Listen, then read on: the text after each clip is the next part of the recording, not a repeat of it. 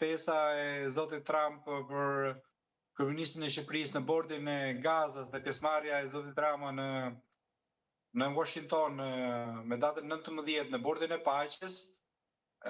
Do shkoj thua se ka disa teori konspirative për këtë çështje.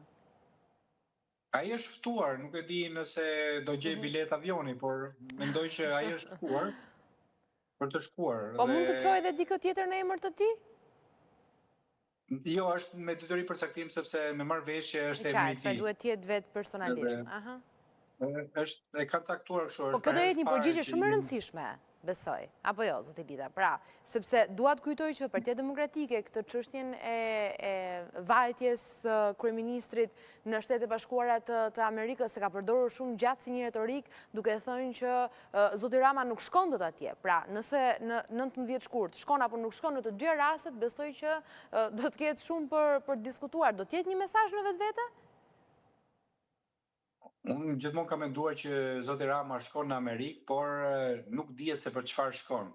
Në kuptimin që mund të bëj takime, mund të bëj shumë shtërngime duar dhe foto, por nga pikpamja substanciale, çfarë arrihet, domethënë, nëse do ketë një mbështetje amerikane për reformat